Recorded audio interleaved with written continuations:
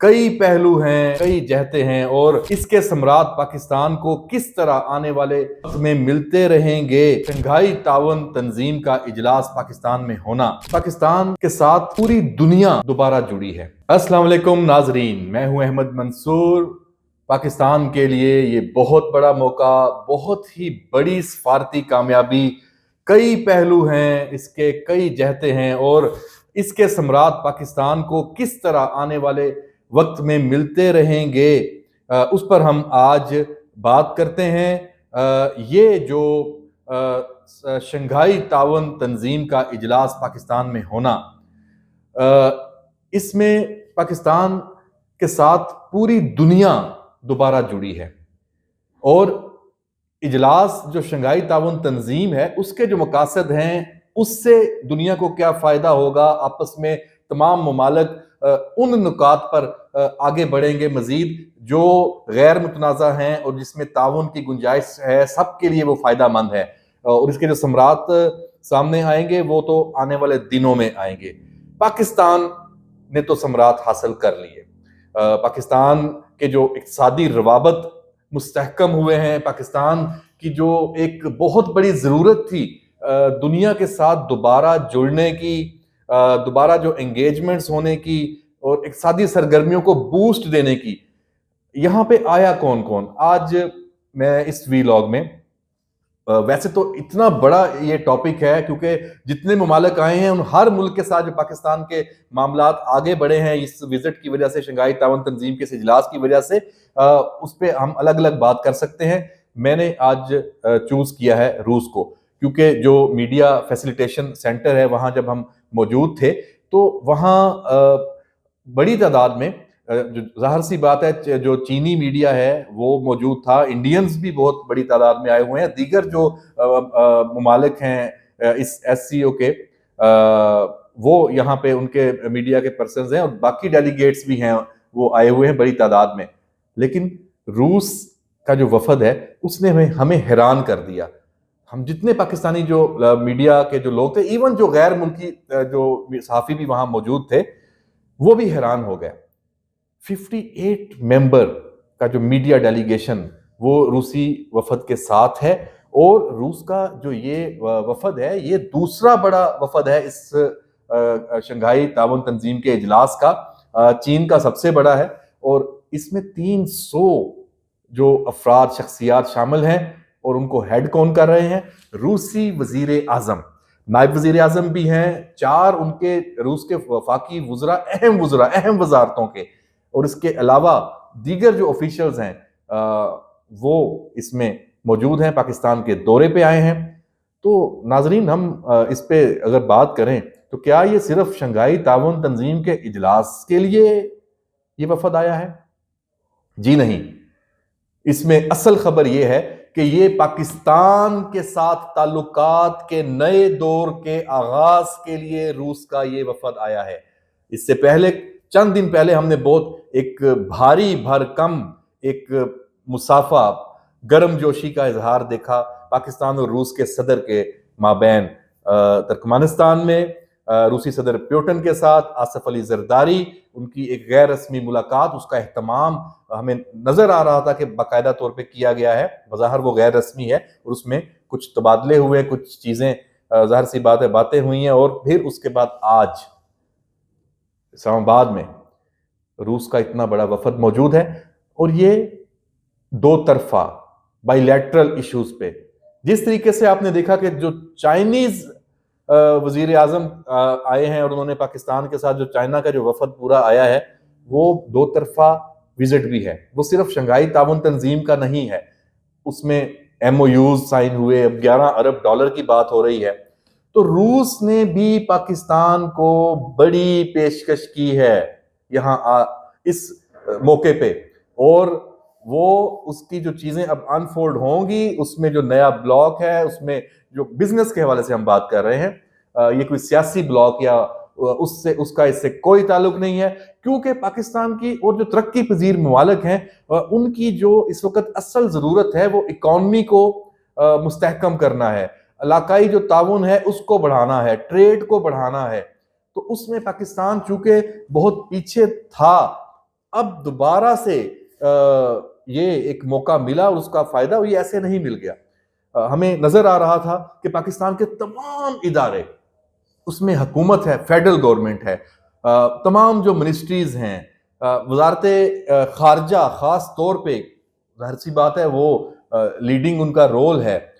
پھر اس کے ساتھ آپ کا جو وزارت اطلاعات ہے، پی آئی ڈی ہے، جس طریقے سے میڈیا کے انتظامات اور اتنے بڑے میڈیا کے لیے فیسیلیٹیشن اور اس میں پورا جو غیر ملکی جو مہمان ہیں ان کو سہولیات دینا اور پاکستان کا ایک مثبت امیج اس کو اجاگر کرنا یہ بہت بڑا ٹاسک، اس کو اتنی خوش اسلوبی سے کیا گیا ہے کہ میں سمجھتا ہوں کہ ہر پاکستانی کو اس میں خوش ہونا چاہیے۔ اس کے لیے یہ ایک عید کا موقع ہے کہ پاکستان میں یہ خوشیاں، یہ کامیابیاں، یہ بہت عرصے بعد ہمیں اس طرح نظر آئی ہیں۔ اور پاکستان کے جو ادارے، اگر ہم اس میں بات کریں سرمایہ کاری کے حوالے سے،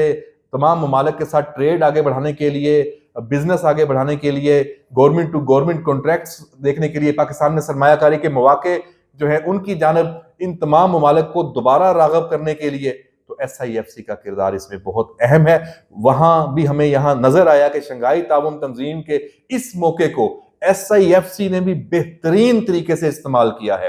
اور اس کے ساتھ ساتھ اس کے حوالے سے ابھی معاملات چل رہے ہیں اور بہت ساری چیزیں اور بھی آگے سامنے آئیں گی۔ ظاہر سی بات ہے پاکستان کی فوج سیکیورٹی کے حوالے سے بھی، اور جو ایک ملٹری ڈپلومیسی کا کنسیپٹ ہے وہ ہمیں آگے بڑھتا ہوا نظر آیا ہے۔ اس جو شنگھائی تعاون تنظیم کے اجلاس میں آپ نے دیکھا ہوگا کہ army chief general Syed Asim Munir کے ساتھ جو چین کے وزیر اعظم کا جب مصافحہ، جب وزیر اعظم بھی وہاں موجود ہیں، تو وہ بہت کچھ بتا دیتا ہے کہ وہ جو آپس میں بات چیت اور جو اینگل کہ وہ چیزیں پہلے سے چلی آ رہی تھی، یہاں پہ آ کے اینڈ پہ رزلٹ آیا ہے۔ تو پیچھے یہ ملاقاتیں، یہ چیزیں ساری، یہ ایفرٹس موجود تھیں، اور اس کے ساتھ ساتھ پاکستان کے جو ادارے ہیں، آئی ایس آئی ہے، ہماری جو دیگر انٹیلیجنس ادارے ہیں، پولیس ہے، رینجرز ہے، میں سمجھتا ہوں کہ آپ جس کا بھی نام لیں سب کا کریڈٹ ہے اس جو کانفرنس ہے اور اس موقع کو کامیاب کرنے میں، اور پاکستان کو اس کے ثمرات جو ہے وہ دینے میں۔ اور جو یہ سربراہی اجلاس ہے شنگھائی تعاون تنظیم کا، اس میں پاکستان کو جو سب سے بڑا ایک ایج ہے، یہ ہمسایہ ممالک کے ساتھ ساتھ جو بڑی طاقتیں ہیں، ظاہر سی بات ہے روس اور چین بڑی طاقتیں ہیں، اور دیگر جو ممالک بھی اس میں، تو ان کے ساتھ نئی شراکت داری کو فروغ دینے کے لیے ایک پلیٹ فارم پاکستان کو ملا ہے۔ اور ظاہر سی بات ہے جو بین الاقوامی برادری ہے اس میں پاکستان کا ایک امیج ہے، اس کی امیج بلڈنگ ہوئی ہے، کیونکہ ابھی تک ہچکچا رہے تھے یہاں کے ماحول کے منفی پروپیگنڈا جو پاکستان کے بارے میں ہو رہا ہے، کیا جاتا ہے، اس کو میں سمجھتا ہوں کہ وہ اس کو ناکام کر دیا گیا ہے اس اجلاس کی بدولت۔ اور اب جو پاکستان کے دشمن ہیں ان کو اب نئے سرے سے محنت کرنی پڑے گی۔ پاکستان نے اپنا ایک پرامن ملک ہونے کا، ایک پازیٹیو اپروچ ہونے کا، کہ پاکستان امن کی طرف جانا چاہتا ہے، ترقی کی طرف جانا چاہتا ہے، خوشحالی کی طرف جانا چاہتا ہے، اور پاکستان کے جو وسائل ہیں، پاکستان کا جو ہیومن ریسورس ہے، پاکستان کے جو عوام ہیں، پاکستان کی جو لیڈرشپ ہے، وہ اپنا جو کردار ہے، ایک عالمی کردار ہے، اس کو بخوبی سمجھتی ہے اور اس کو ادا کرنے کے لیے پرجوش بھی ہے۔ اور پاکستان کا جو اسٹریٹجک ایک مقام ہے اس کا بھی اس میں اہمیت اس کی اور اجاگر ہوئی ہے، جو یوریشین جو کنیکٹیویٹی ہے اس کو آگے بڑھانے کے لیے، اور جنوب ایشیا، وسطی ایشیا اور مشرق وسطیٰ کے جو سنگم پر جو یہ اسٹریٹجک مقام ہے، اس کا فائدہ اٹھانے کے لیے پاکستان استعمال اس کو کر سکتا ہے۔ جو علاقائی مسائل ہیں، یقیناً یہ فورم علاقائی مسائل یا تنازعات کا نہیں ہے، لیکن جس طریقے سے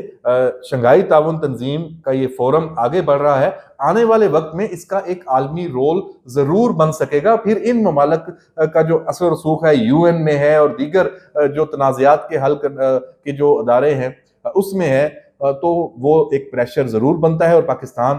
کا جو موقف ہے اس کو اور سپورٹ ملے گی دنیا کی۔ اور جو پاکستان نے اس میں دیکھیں انڈیا کو ایک اور جو اس کا پہلو ہے جو دعوت دی، اور وہ آئے، اور جو ان کو آنا پڑا، جے شنکر وزیر خارجہ، اور پھر ان کو ہم نے ویلکم کیا۔ جو ہماری دشمنیاں، جو ہمارے معاملات جو چیزیں چل رہی ہیں وہ ایک طرف، جب آپ آ جاتے ہیں تو پھر آپ مہمان ہیں، اور مہمان کی عزت و تکریم تو روایات کی بات ہے، اخلاقیات کی بات ہے، تو پاکستان نے آگے بڑھ کر ان کو ویلکم کیا ہے۔ یقیناً یہ بائی لیٹرل نہیں ہے، لیکن اگر انڈیا چاہتا ہے اور پاکستان کے ساتھ یہ بات آگے بڑھتی ہے اور کوئی، تو اس کو دو طرفہ جو تعلقات ہیں سفارتی، وہ پاکستان اور انڈیا کے بحال ہو سکتے ہیں۔ تاہم اس میں پہلا قدم ہمیشہ کی طرح انڈیا کو اٹھانا پڑے گا، کیونکہ ان تعلقات کی خرابی کی جو بنیاد ہے، جو سارے معاملات ہیں، وہ وہیں سے ہی چل رہے ہیں۔ اور دوسرا اس میں ہم کہہ سکتے ہیں کہ یہ اقتصادی رابطوں کا ایک پلیٹ فارم ہے ان کی تلاش کا، اور پاکستان میں ہونے کے بعد پاکستان اس میں اس کا لیڈنگ رول آ گیا ہے۔ اور جب آپ دنیا کے تمام ممالک ایک دوسرے کے اندر کوئی اقتصادی طور پہ، کوئی سرمایہ کاری کے حوالے سے، کوئی قدرتی وسائل کے حوالے سے کچھ دیکھ بھال کریں گے، تو پاکستان نے اپنا بتا دیا ہے کہ ہمارے پاس یہ مواقع ہیں، یہ کچھ ہے، تو چیزیں آگے بڑھیں گی۔ اور اس میں ہم سمجھ سکتے ہیں کہ یہ جو فورم ہے اس کا بہت بھرپور طریقے سے فائدہ پاکستان نے اٹھا لیا ہے۔ اور ناظرین، بالکل آخر میں